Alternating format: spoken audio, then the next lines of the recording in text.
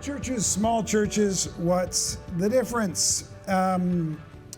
So let me continue with a little bit more of my story. So when last we left poor Carl Vaders, he had taken 40 days away from the church. He was in therapy. He was given the assignment of trying to redefine success. And just to give you a bit of an idea of, from much later on, what did cause that collapse? The 200 to 400 and then this collapse that happened, what went on? It took us a while to really understand what had happened, but as best we can discover, here's what occurred. The first thing that I discovered was during the 20 months that we were going from 200 to 400, I was about as miserable as I've ever been in any other time in ministry, but I didn't know I was miserable, because how can a pastor be miserable when the church is doubling in 20 months? And what happened was, when you go above 200 or so, you have to make the shift. They call it from going from shepherd to rancher, from pastoring to managing the church. And I made that shift willingly and somewhat successfully. But I found myself being miserable all week long because I was spending my week, instead of with congregation members and doing pastoral things, I was spending my time raising funds, fighting with City Hall, trying to find a new facility, hiring new staff members, coordinating all of that. And I am not gifted at that. I am not called to do that. And when I do too much of it, it sucks my soul dry. That's not my sweet spot of ministry. Now, I am profoundly grateful for people who are called to do that and who do it well and who are energized by it, because if everybody pastored like me, we'd still all be worshiping in caves. Nothing would ever have gotten built. So every gift matters. But when you ask most pastors, and you think back to when you first felt called to ministry, what did you see yourself doing? Most pastors will say things like, preaching on a Sunday, visiting people when they're sick, being there for the congregation. And what you're going to name that you saw yourself doing is going to be things that are really the strengths of the small church pastor. Very few of us will say, when I first felt called to ministry, what I saw myself doing was raising funds for new buildings and coordinating staff members and all the big. Now, some people do. Yeah, some people, that was what there was in their mind, and they're doing it, and God bless them. That's great. We need that as part of the church. We do. But that's not what most of us saw ourselves doing in pastoral ministry. And so really what we're doing is fulfilling our call, but it's going to be in a small environment, because the things that energize us, the things we're good at, the things we're called to, typically work best within a smaller church environment. So I made that shift, and I was miserable. And you can't build a healthy church when the pastor is miserable and operating outside of their gifting. So that was the first reason. Second reason that it didn't work well was when we pulled everything over, like we broke down everything from the small chapel that we worshiped in the rest of the week. We set it up in the Catholic Gym Torah Librarium at the local junior high school, and then we tore it back down again. What I didn't take into account was that the people who were tearing down at the end of the service at the junior high school were the social glue for the new people. And they were immediately pulling cords and grabbing chairs and putting mics on trucks. And they weren't there to help bring the new people together. So you've got a whole bunch of, whoa, this is going in and out a lot. We may have a battery issue. So you've got a lot of that going on. They weren't helping the new people connect with each other. And so it couldn't sustain itself. The third reason, we had no more baptisms or conversions during that 2-year period than we had during any previous 2-year period. It wasn't conversion growth. We were entertaining bored Christians.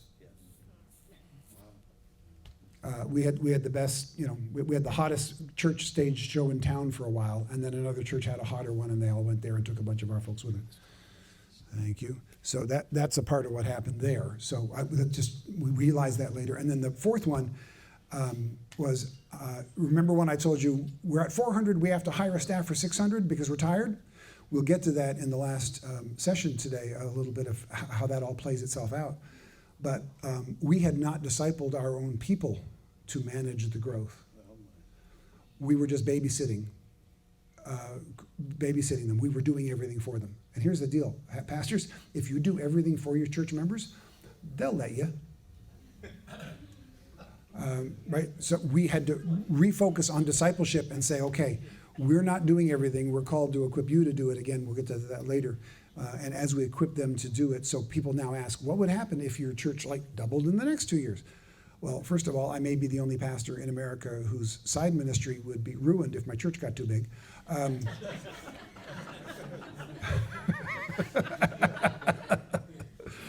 But we could do it. We could double in the next 2 years and not hire a single person from the outside because we've discipled and trained our own people up. We are now 2 and 3 deep in every key position. We are doing our current size, which right now we're running 150 to 170, so we're on the high end of small. Right now we're running 150 to 170. If we were to jump up to 400 in the next 2 years, we could do it current staff, no problem whatsoever. Some of them would now just get paid, which they're currently not being. So discipleship has been a key part of it. So those are the 4 key reasons that we only discovered in hindsight why it didn't work at that time. So again, all of the notes are going to be here. You can scan the QR code again if you missed it last time, or under 300. And as you've probably already seen, it's all on the bottom of every other screen anyway. So during this season that I had walked away for 40 days and then I came back again, something interesting happened. I'm a part of a denomination like most of you are. We've got multiple denominations represented in the room, which is fantastic. And every year I would go to our Southern California convention for our denomination. And every year at that convention, the head of our Southern California denomination would get up and would give a state of the denomination report, as they should. And every year, a part of that report was numerical, as it ought to be. And every year, he would say this sentence: over 90% of our churches are under 200, and over 80% of our churches are under 100. I heard it every single year. It didn't change by like half percentage point every single year. This is a statistic that I have since then come to find is shockingly consistent cross-denominationally and cross-regionally. This is the way it is almost everywhere. But every time he would say that sentence, the very next sentence was always some version of, we have to fix this. This was always stated as a problem to fix. So I heard that every year, and every year that I would hear that, my reaction was, oh no. Apparently I'm a part of the problem. Because except for that one glorious year, I was strutting around the place like, ask me how much we're running now, dude. We are good. Right? Every other year I was like, oh no, I'm a part of the problem. I don't want to be a part of the problem. I've got to get bigger, so I'm not a part of the problem anymore. Now, I've since talked to him, and we're good since then, and he didn't realize that's what it was, how it was being heard by so many of the pastors, and he's changed his phrasing now. The Lord has helped us together to work on that, and we're good, so I'm not telling, bad stuff about a good guy. But he didn't realize that was what was happening either. He had been inundated with this stuff too. So I'm sitting there every year going, oh no, what am I doing wrong? Oh no. And then after this 40 days away and I come back, and one of the first events that I do is I go to our convention again, and he says this line again. And I know the next line is going to be some version of, we got to figure out how to fix this. And have you ever been listening to a talk, somebody's been up front and they say something and it triggers a train of thought in your mind that you're off over here, even while the speaker's going off over here, and they're talking and you're not hearing a word they're saying because you guys, it might be happening to some of you right now. I understand. Okay, so that happened to me. So I knew the next phrase was going to be some version of, we need to fix this. And instead at that point, what something broke in me, and instead of, oh no, that year my response was, so what? Okay, fine. Our church is small. So what? There's a lot of small churches around us. So what? I just don't care anymore. And here's the deal. When somebody says, I don't care anymore, what that really means is they care so much they can't even admit it to themselves anymore. That's what that means. But that was my response, was, so what? Okay, fine. Our church is small. There's a lot of small churches, so what? But here's the deal. I'm stubborn, so when I ask so what, I want to find out so what. So I did the research. Here's some of what I discovered. If you've got a group of churches, let's say a denomination in a particular region, so there's this group of churches here. And if that group of churches is in renewal and revival and in growth mode, a big part of renewal and revival is going to be the planting of new churches. And when you plant new churches, they tend to be what size? Small. So because they're in renewal, because they're in revival, because they're in growth mode, there are more small churches, not fewer, because they're planting them. Likewise, when a church is in decline and the attendance numbers are dropping, there are a whole lot of small churches. Whether a group of churches is in decline or in renewal and revival, the percentage of small churches to large churches remains really consistent across the board. There's almost no church groups in the world that has an extremely high percentage of big churches. It's a whole bunch of small and a few big, and it has nothing to do with the health of the group of churches in mind. If you want to know about the health of that group of churches, you need more numbers than just that. That doesn't tell you enough on its own. So what, after I started asking the questions, my next question then was, well, now what? Okay, we got a lot of small churches. That's a consistent thing. Whether we're growing and moving forward or whether we're declining, there's going to be a lot of small churches. What do we do about it? So this is happening during the season where I'm still kind of recovering and coming out of that downtime. And it was back in the day when you still used to flip channels. I got maybe one or two of you in the room flip channels, just so the rest of you know, the rest of us, we don't flip channels anymore. We know exactly where we're going to go. We find it, we stream it, we're good to go. But back then, flipping channels. And I ran across Apollo 13. Great movie. I'll sit there and watch it. It's partway through, and just as I come up to it, it's coming up to this scene.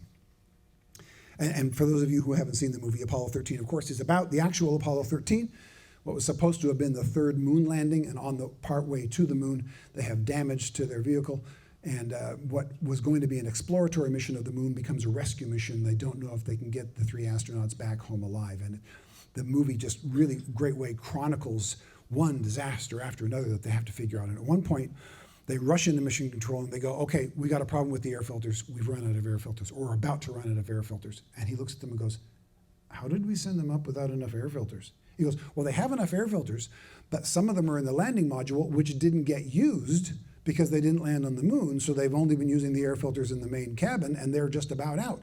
He says, well, the landing module's still attached. Have them float over, grab them, and bring them over. What's the big deal? He goes, we've done that. They brought them over. They're a different size and shape. They won't fit in the hole. Yeah. To which, at least in the movie, the head of mission control goes, oh, tell me this isn't a government program? And so the very next scene, a couple engineers take 2 big boxes of material and they dump it out on a big table. And to the assembled engineers, they say, here's the job. Everything that's on this table is everything that's on Apollo 13. If it's not on the table, it's not on Apollo 13, and the astronauts can't use it. So using only what's on this table, you have to figure out how to put this into this, which it's not designed to do. And, oh, by the way, nothing on the table is designed to do this job, and the clock is ticking and lives are at stake. Get it done. I do not know a better metaphor of what it's like to pastor a small church than that. Really? This is the mess I have to work with? Yep. And lives are at stake. Get the job done. The mission hasn't changed. That's every small church leader. There's a saying right now, it came out of the book Good to Great, which is a really good book by Jim Collins. And the saying in business, you've heard it in church circles recently too, probably, you got to get the right people on the bus, right? You've heard that, right? Yeah, you got to get the right people on the bus, which basically means when you're picking your staff, make sure you're hiring right, because just one staff person in the wrong spot can just tear the whole thing down. You got to get the right people on the bus. That's a great principle. It really, really is. And if you're in a small church, you're like, get the right people on, but these are my people. This is my bus. What you call the wrong people, I lovingly call my church members. I can't pick right. You're acting like I have choices here. I don't have choices here. I have an Apollo 13 table mess. This is what I've got. I don't have choices here. Right? And again, they're not wrong. From a big church context, from the IKEA-sized context, get the right people on the bus makes perfect sense. But in that small circle, in the Starbucks-sized church, we don't. Those options don't exist. What's on the table is what's on the table. And this is the why is my church so weird part. Here we come, okay? I got, people will come to small churches. Yay! But they won't give up quality to do so. Oh. Why is the front half of that sentence so inspiring and the back half of that sentence so deflating? Right? They will come to small churches, but they won't give up quality to do so. Why? Because we have a picture of quality from the big church standpoint that we can't duplicate. And so we feel less than because we look at the big church quality, and quality in a big church is large and obvious. But here's the deal. Quality does exist in a small church. It just looks different. Quality in a small church looks different than it does in a big church. It's not lesser quality. It's just different quality. And we have to understand the differences between IKEA quality and Starbucks quality, right? You don't have to like either one to know they both are very successful at what they set out to do. So they've accomplished it, and they've done it in very different ways. So now we get back to this set of circles. So on the left, we got the big church essentials. On the right, we got the small church essentials. There are things that always overlap that are true in every church and in every church leadership environment, things that anybody from any side can teach and somebody can take home. But there's a whole bunch of stuff on the left for the big church that doesn't apply in the small church, and a whole bunch of stuff that applies in small church that doesn't apply anymore in big church. And as I said earlier, the simple way that exists is the smaller your church is, the less the overlap is. The bigger your church is, the bigger the overlap. So the bigger your church gets, the more help you can get from the other big churches. But the smaller your church is, the less their resources are going to help you. Which is why small church pastors need to get their act together and have conversations like we're having today, because there's stuff in that empty part, not empty part, but in the solo part of the circle on the right that is only for us, that it only works in small churches, and it doesn't work that way in a big church. So many big church principles simply do not translate well into a small church context. But as I said earlier, for my entire training, nobody, first of all, told me that there were differences between them. Two, nobody told me what those differences might be so that I could understand them, so that I could filter out the stuff that doesn't apply and keep the stuff that does. So we're going to talk about some of that. So many big church principles don't translate well into a small church context. Now I'm going to add one more piece to this illustration, these little circles here. Now, these little circles, you'll notice, exist only in the part that is exclusively for small churches. You'll notice three particular characteristics to these small circles. First of all, they're all different colors and shades. Secondly, they're all different sizes. And thirdly, they do not touch each other. And here's why. While the big circle on the right stands for everything that small churches have in common, those little circles stand for the part of your church that is different from any other church on the face of the earth. The weird part. Right? Now, here's the deal. Too often when we talk about basic church principles, small churches will go, well, my church is different than that. Yes, it is. That little circle is different from any other church on the face of the earth. But you also exist in the big circle on the right that does have a lot in common with other small churches. And you also have some overlap with our big church friends as well. So in small church leadership, we actually have to master three different sets of skills. One, we have to know what sets of leadership skills are common to all churches. That's the stuff you're typically going to get like in Bible college and seminary, okay? The stuff that applies to all churches everywhere. And there's a bunch of that. We have to know what that is. Then secondly, there's a bunch of principles that apply only in small churches, but apply to pretty much all small churches. And we need to know what those are. And only then can we say, okay, what about this leftover part? Well, that's just you, dude. Right? Okay, but don't jump to the third part too quickly until you've mastered and understood that there are common things for all churches, and then there are common things for all small churches, and then we take what the other part of it. Now, here's what's also interesting, a corollary. The smaller your church is, the bigger your unique circle is. Okay, and let's walk through some of the reasons why. There's a principle that I discovered recently called the law of large numbers. The law of large numbers says this: the bigger the crowd is, the more predictably it behaves. The bigger the crowd is, the more predictably it behaves. This is how every polling company works. So when Gallup or Pew or Barna goes out there and they take a survey, right? And they'll say, we've just done a survey of Americans, and we discovered Americans feel this way about that. And you go, no, nobody talked to me. Right? No, they hadn't talked to me either. They don't need to talk to you or to me, because here's the deal. If you ask the right questions of the right demographic mix, and here's the third key, and if you have a minimum sample size, all you have to do is add zeros, and you're going to be right within 3 or 4 percentage points. And they are shockingly consistent over the years, right? They're really good at this. But you've got to have those three things. You've got to have the right questions. You can't have leading questions that are pushing them to go where you want them to go. You have to have the right neutral questions. Secondly, you've got to ask the right demographic mix of people. If you ask the people in this room, this is not a broad demographic. This is a group of Christian leaders, so we're going to get a very skewed. Now, if we want to poll Christian leaders, that'll be a little closer. But third, we don't have minimum sample size here. So for the entire country, it's got to be something like 15,000 people. If you're going to do the state, you've got to have 3,000 or 4,000 people, right? And then you just add zeros, because the law of large numbers says the bigger the crowd is, the more predictably it behaves. So once you're above minimum sample size, add zeros, and you're good to go. So how does this work in a church context? I want you to imagine that you pastor a church of 2,000. Just imagine it for a moment for the sake of the illustration. Imagine you pastor a church of 2,000 people, and you go to a conference where the main speaker pastors a church of 20,000 people. At that point, even though they have 10 times more than you, you're above minimum sample size. So what they're doing at a church of 20, you drop a zero and you can do in your church of 2,000. The circles almost completely overlap because you're both above minimum sample size.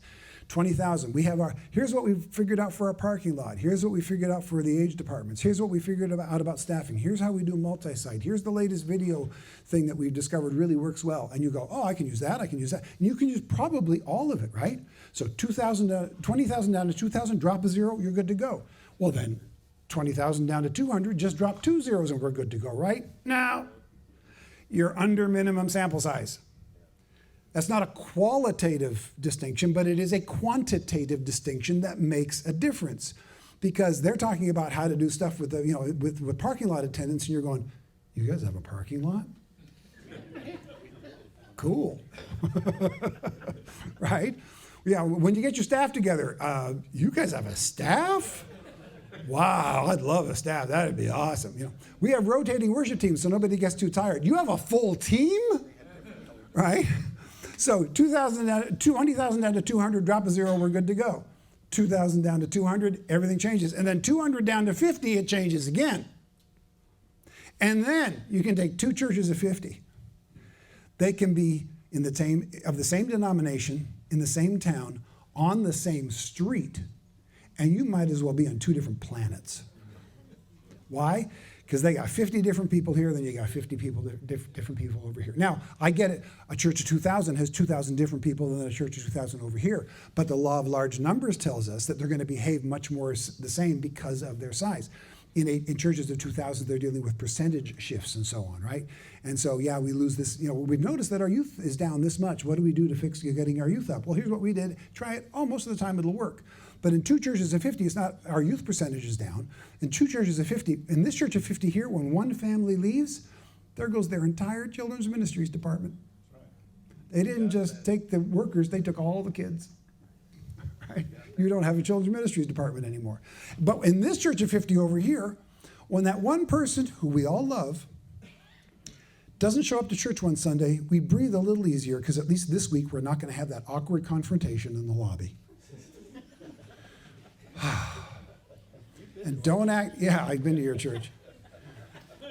And don't any of you act like you don't know what I'm talking about or who I'm talking about, because every one of you has a name and face in mind right now. You know exactly who this is. In fact, I know that because here's the rule. Every church has one. And if your church doesn't have one, some other poor church has two. So pray for them. There have been times I've been convinced that there's 3 churches near us without one. I'm telling you, we've had seasons, right? But here's the thing, right? In a big church, when you have a drop, it's like we have a percentage drop, let's fix the percentage drop. And the big church also has that interesting person, maybe a few of them. But that just means the pastor gets a weird email once a week. It's not all that hard to deal with, right? But in a small church, that one interesting person can ruin your Sunday. They can split the church. They can drive you out of ministry. That one. That's the impact that they have in a small church, which is the flip side of the law of large numbers. So law of large numbers states the bigger the crowd is, the more predictably it behaves. The flip side of that coin is this. The smaller the crowd, the more impact each person has for good and for bad. So we've talked about the bad, that one person that can ruin your Sunday, can split your church. But let's talk about the good side of that. I want you to imagine that you play a little guitar. And you show up at a mega church where the band is singing songs from their latest album. And you go, I am never getting on that stage, am I? No, you are not. Wouldn't be good for you, wouldn't be good for them, wouldn't be good for anybody who has to listen to it. Doesn't fit the context. But if you play a little guitar and you show up at a church of 20, you can be leading in worship in a month. In fact, it may not take a month. If they find out you play a little guitar, the first question is going to be, is the guitar in your car now? Right? In fact, when you ask people, why do you go to a small church, especially if you ask people, there are a lot of big churches around. If you're in a big area and you've got big church options, people still attend small churches there, right? Like in my area. If you ask them, why do you attend a small church? Here's the top 2 reasons they give. Reason number 1, the pastor knows my name. There are a lot of people out there who want to be pastored by their pastor. Bunch of freaks. And yet sometimes they're kind of treated like that, aren't you? How dare you want to be pastored by your pastor? Well, no, for a lot of people, it really matters that the person who's preaching on Sunday morning, who baptized me, who dedicated my kid, is also the one I can call when I've got a problem. It matters. They want to be pastored by their pastor. Others don't need to be pastored by the person who's on stage. They don't ever need to meet them because they're being pastored in their small groups. As long as you're being pastored, it doesn't matter. But for some, it matters that they're pastored by their pastor. And that's a reason a lot of people go to small churches. So that's the number 1 reason. The pastor knows my name. The second reason they give is this. I have an impact there. I matter. So there's a gifting, like the person who plays some guitar. I can help here. I can help here. As an example, Shelley and I were at a conference a few years ago, and it was at a mega church. And the pastor of the church was a friend of mine. So between sessions, he says, hey, we just did a whole upgrade of the facility. Let me walk you around. He was real proud of it. And we walked around. It was a church of about 2,500 people. And at the end of it, they rebranded it. They painted everything. They got new logos. They hired an architectural firm and a design firm, and they did it all custom, about $250,000 for a major upgrade of the facility. And it wasn't extravagant. It was utilitarian. It worked. It made sense. It was really, really well done. But as we're driving home, I thought, that's not how it works in a small church. Now, $250,000 seems extravagant, but for a church of 2,500, that's $100 a head. So in a church of 50, that's a $5,000 upgrade for a facility. That's reasonable, right? This is not extravagant at all. But I'm driving home and I'm thinking, when a small church needs an upgrade, they don't hire an architectural firm and a design firm. When a small church has an upgrade, here's what happens. You got 2 or 3 ladies in your church who know how to decorate their house nicely. And they go up into the attic or back into the shed or down into the basement. And 4 times a year, they pull out the stuff for Thanksgiving, for Christmas, for Easter, and for 4th of July. And they pull them out and they put it on the table and they toss out the stuff that's just a little too old or that broke since last year, and they go to Dollar General and replace it. And then they decorate the sanctuary and the lobby during the week, and everybody comes in on Sunday and goes, oh, this is so nice, it's so fresh, it's so wonderful, so beautiful. And these 3 ladies who know how to decorate their house nicely have used their gifts to bless the church, and they could not be used that way in a megachurch. And that is not the fault of the megachurch, nor the fault of those women. They are not less gifted, they're differently gifted. Their gifts fit in a smaller environment. That's all. That's all. So we can't, it's not one is better, one is useless, they're just different. And so people go to a smaller church quite often because they can have an impact at a smaller church when their gift might not even be usable at all at a big church because it doesn't fit the environment. And that's okay. That's okay. People have impact. So we want to lean into that. We want to lean into the personalities and the distinctives and the things that make our church unique. Don't run away from it and try to make every single church generically the same. That's boring. One of the things we love, when Shelley and I, when we're traveling, when we're going to a church, we're going to a place to speak, and we know it's going to be at a mega church, we have certain expectations, and they are met exactly the same way, exactly every time. And there's something nice about that consistency when you're traveling, right? And when we find out if it's going to be at a small church, it's like, who knows what we're going to get? We'll just figure it out when we get there. And that's part of the charm. We learn stuff that way. We see things that we've never seen before. We get a regional accent and a regional taste, and it's a delight and it's joy. And sometimes it's really a pain in the neck.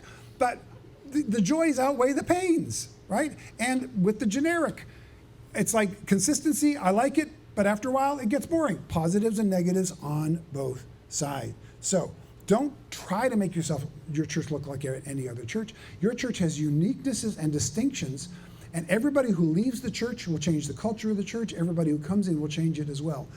And we'll talk about that culture idea in a moment. So let's take a look at another one of the key differences between big and small churches.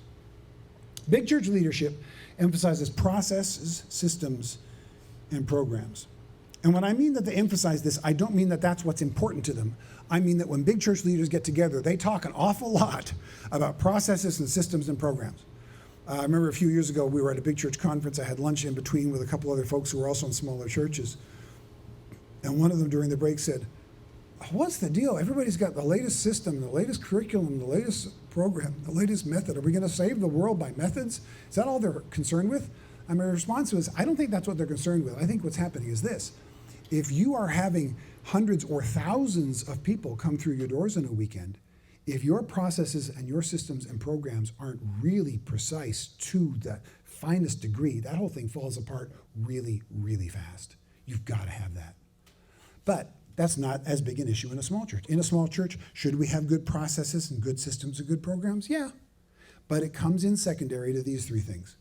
Small church leaders need to emphasize relationships, culture, and history. Let me walk you through those three things. They all really matter. First of all, relationships. Every once in a while, I'll have a process question asked by a small church pastor. Do you have any kind of curriculum that you recommend for discipleship in a small church? And my answer most of the time is pretty much whatever works for you. That's good. I don't have one that I particularly recommend. How can I be so nonchalant about something as important as discipling people? Well, I'm not nonchalant about discipleship, but I am nonchalant about which curriculum you use. Why? Because the best way to disciple people is not through any curriculum that's ever been written. The best way to disciple people is the way Jesus did it, the way Paul did it, the way the early church did it. It's a process called mentoring. And at the center of mentoring is relationship. Here's the deal. In a small church, we don't have to mentor, we get to mentor. Mentoring is how discipleship happens. In fact, I'll go so far as to say this. In a lot of our churches, we think we're discipling people and we're just getting them done with classes. Because if your discipleship process is not built around relationship, it's not discipleship, it's just learning. And I'm good with learning, but it's not discipleship. Learning on its own is not discipleship. The learning has to be centered around relationship. Now, that doesn't mean, small church pastor, that you've got to sit down and have a full process with every individual one-on-one. No, it usually works better in small groups. And once you disciple one person, a part of discipling them is discipling them so that they can disciple others. Right now in our church, I've been there 29 years. When I first arrived, there was a young kid in the church. The church had had a split the year before I came. And this kid was one of the kids in the youth group, and he stepped up, and he was just kind of leading the youth group as best he could. And I inherited this kid who didn't know what he was doing, trying to figure out how to run a youth group. But he was the only one who was willing, so I was, okay, you're my trainee, man. I'm going to disciple you. And we just sat down year after year after year, and he got better, and he got better, and he got better. Lifetime youth pastor, that's all he ever wanted to be. Until about 10 years in, he started traveling around and teaching other youth pastors. He goes to conferences and conventions all the time, teaches youth pastors, speaks to youth all over the world out of our little church. And then 4 years ago, the week after our 25th anniversary as lead pastors of the church, we announced to the congregation our plan to have him step up as the lead pastor and me to step over to become his teaching pastor, to stay on staff, to still be active in the church, but he's going to be the new lead pastor. I discipled the guy who's now my boss. He is now the lead pastor.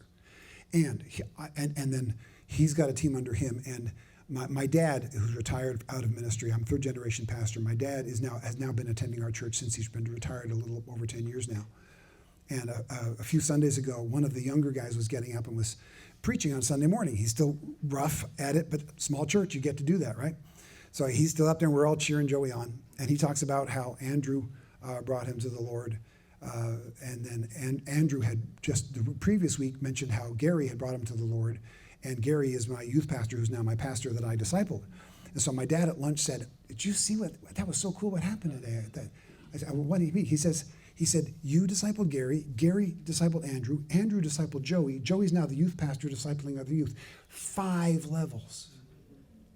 Now, it took 29 years to get there. Okay? If you're here for quick answers, you're in the wrong room. Right? But this is not microwave stuff. This is crock pot stuff, right? But it works. You do this. You stay consistent. You do it over a period of time. And I'm going to tell you, the richness of that is way better than the yelling of numbers, right? I'll take the numbers too. Those are all great. But if I got a choice and I can only take one, I'll take that every time. 5 generations of discipleship. And it takes a long, long time. But boy, when it pays off, it is just the greatest thing in the world. And it's all built on relationships, all of it. And if you ask any of those in that line, if you ask them, what was the curriculum that stood out? They're going to look at you like, what do you... No, it was Carl. No, it was Gary. No, it was Andrew. No, it's Joey. That's who it is. It's these people who are doing this. It's not the curriculum. Relationships is what it's built on, okay? Second thing, culture. Church culture really matters. Now, when I say culture, I don't mean this church is casual, this church is formal or whatever. That's style, that's above the surface. Culture is what's beneath the surface. Now, there's a lot of talk about culture in church leadership recently, and for good reasons. From the big church context, the circle on the left, what you're going to hear is something like, all right, pastor, you establish the culture in your church, and you and your staff got to continue to repeat that culture until people catch that culture. That's where the culture comes from the top down. And in their circle, they are correct. However, if you're in the small circle on the right, it's different. And especially if you have these things. The smaller your church is, the smaller your town is. The older your church is, the older the average member of the church is. The newer the pastor is, and the younger the pastor is, the more those things apply. If you walk into that church and go, I'm the pastor, I'm going to establish the culture, and you're going to follow along, all I can tell you is, God bless you at your next church. Go through those 6 again, right? The smaller the town, the smaller the church. The older the church, the older the average member. The younger the pastor, the newer the pastor. The more you better sit down and slow down for a long while. You walk in like you're all that and you've got the culture answer, you're going to have your head handed to you. That's not, and they're not wrong.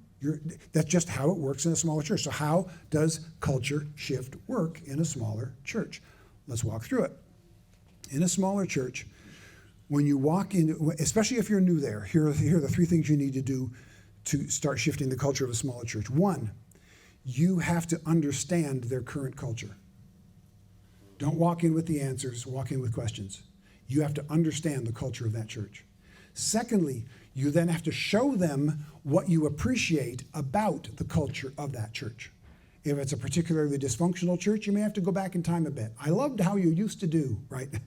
But you got to find some common ground where you show them you appreciate something about their church.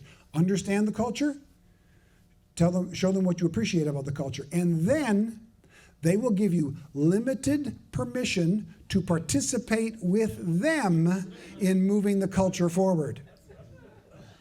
I will give you that statement again. Once you understand the culture and show them what you appreciate the culture, they will then give you limited permission to participate with them in moving the culture forward. That's just how it works in the smaller church. And again, it's even more prevalent. Small town, small church, old church members, young pastor, new pastor. The more those things apply, the more that is true. In our congregation, 29 years, still small, but I've been there 29 years. They trust me. We can make changes pretty quickly now. We changed pastors with barely a ripple. They had to vote on it. That's the way our church works. But they voted on it. They're fine. They're good to go. We built strength on strength. So when you can get to the point where you can shift pastor chairs and everybody's fine. There's one of your definitions of healthy church if you're asking about it later. If you can make that kind of major, most of us can't change the color of our carpet, let alone change the pastors. Right? And but that's a lot of work over a lot of years getting to that point. But this is a culture shift. So here's the deal. For some of us, we're fighting a culture battle, and we're trying to answer it with vision answers. Let me tell you what I mean by that. The best illustration I know about culture is actually from the parable of the sower that Jesus told. The parable of the sower is a culture parable. The seed is the same. The vision, the mission is exactly the same. The seed is good. But it lands in 4 different cultures. So let me walk through it so some of you may may recognize the culture of your church in one of these. It's a reframing of the parable, but I believe it actually stays true to its original meaning from Jesus. And where it doesn't, you'll disagree with me on that, and we'll just simply say, God bless you in Jesus' name. We just see that differently. That's okay. Jesus says, so the sower goes out to seed, and he just starts scattering seed. I remember even when I was younger, my dad is preaching that, and I'm hearing, that is the worst farmer I've ever heard of. Like I'm a city kid, and I know you don't just randomly throw seeds onto multiple places and hope something grows.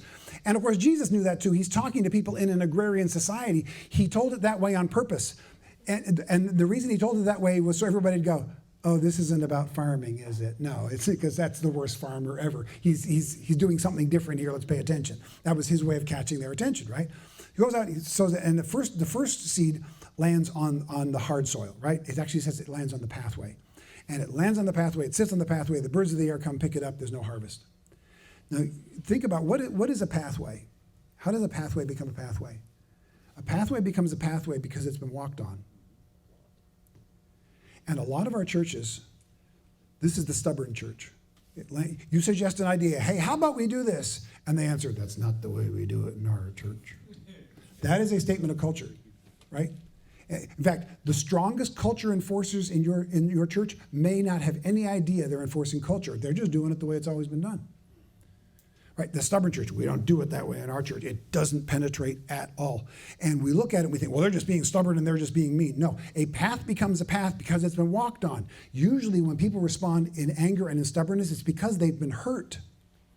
And when people are hurt, you don't get out a jackhammer to grind up the pathway. You're just going to end up in a fight. What do?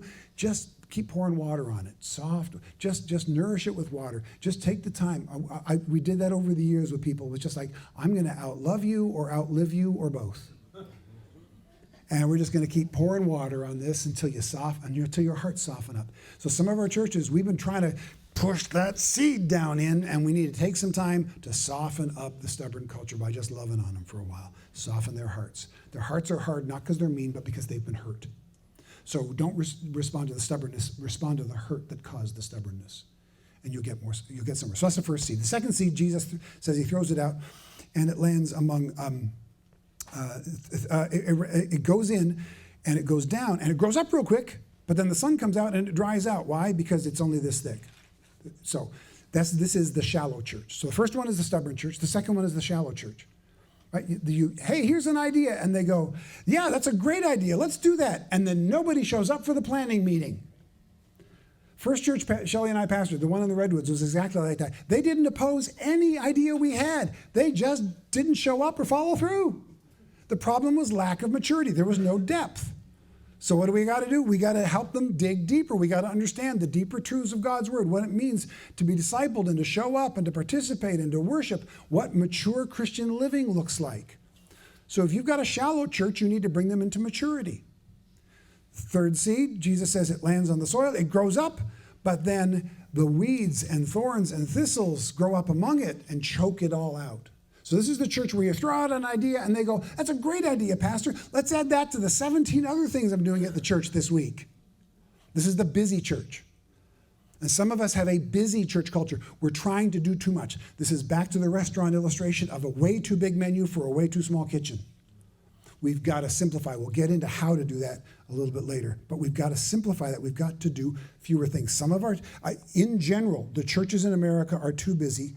And without question, the small churches in America are way too busy. We're way too cluttered. And then so that's the busy culture. If that's the case, we've got to start stripping things away and simplifying things. And then Jesus talks about the fourth soil. It lands, it's soft, it's deep, it's been cleared of weeds, and it produces a harvest. So for some of us in the churches that we may be serving, we may be looking at it and trying to find a better vision.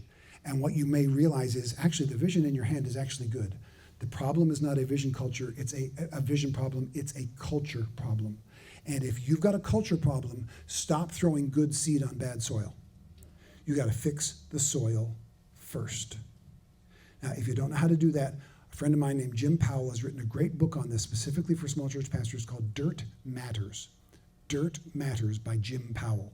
So if you're hearing this and going, wait a minute, I may have to have a whole reapproach to this. This could be a culture problem I'm dealing with. Start there. Don't start with mission, start with culture. Turn the place into a place that can receive the good seed. The stubborn church, the busy church, the shallow church.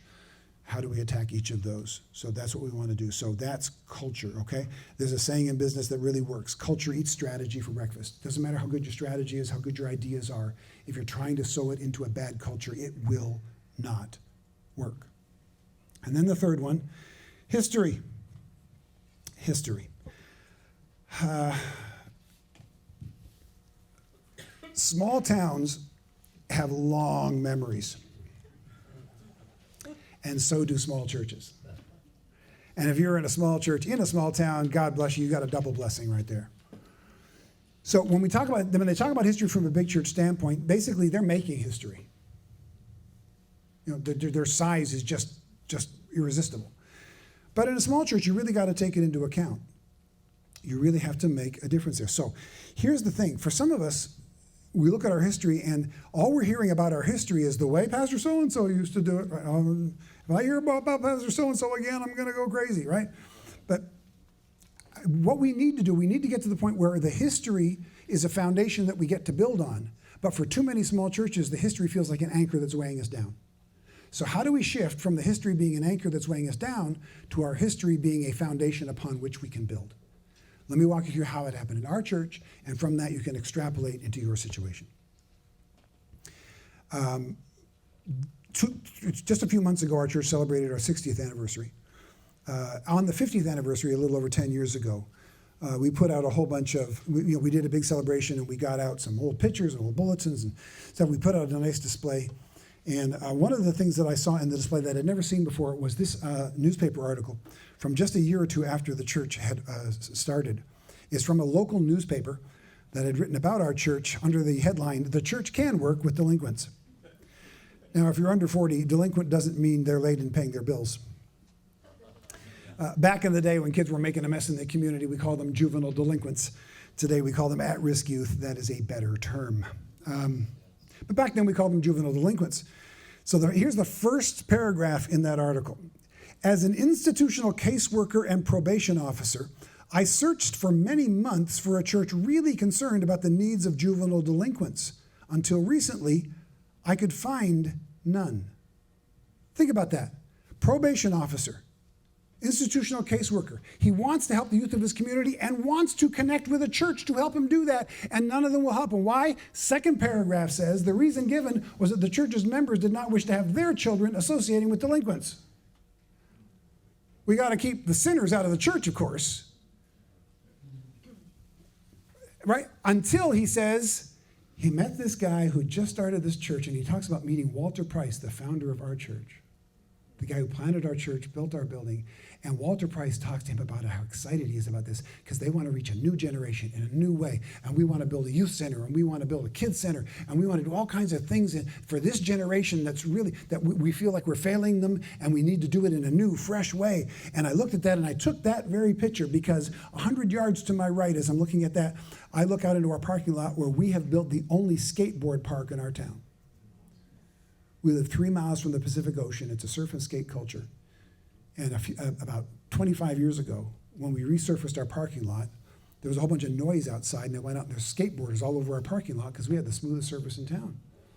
So my youth pastor and I sat down together and realized we have one of two options. We can buy a whole bunch of no skateboarding signs, or we can put up some ramps.